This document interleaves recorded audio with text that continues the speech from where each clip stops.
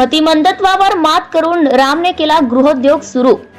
सावरातील राम गजानन कबाडे हा मुलगा जन्मताच मतिमंद होता।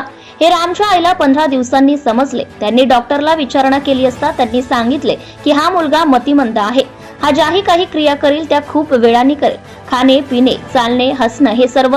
राम हा 1 वर्ष नुसतं बेडवरच होता। मग त्याच्या आईने ठरवले की हा जर असाच राहिला तर पुढे याचे कसे होणार। मग त्याला एक एक क्रिया करणे शिकवले। असं करत असताना खूप अडचणी येत होत्या, परंतु आईची माया ही कधीच कमी नसते हे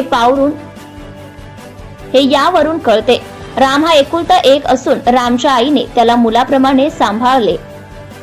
त्याला जे लागले ते दिले। त्याला घरातील सर्व कामे शिकवले। असे करत असताना 1 वर्ष निघून गेले। राम आज 27 वर्षांचा झाला आहे। आज त्याला सर्व समजते। बाबांसोबत कधी कधी शेतातही जाते। 27 वर्ष संघर्ष करावा लागला आणि तो आज यशस्वी होताना दिसत आहे। राम आज 200 ते 300 रुपये रोज कमावतो। त्याला घरीच ड्रोन तयार करण्याची मशीन आणून दिली आणि ड्रोन कसे करायचे ते शिकवले। आज तो स्वतः दिवसभरात 500 ड्रोन बनवतो।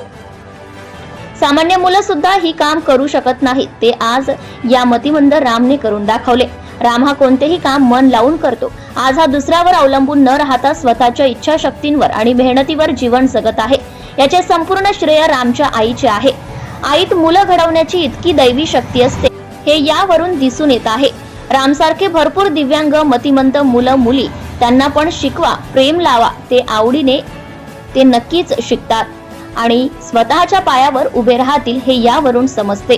सत्यशोधक न्यूज चॅनल साठी कार्यकारी संपादक विशाल गवई।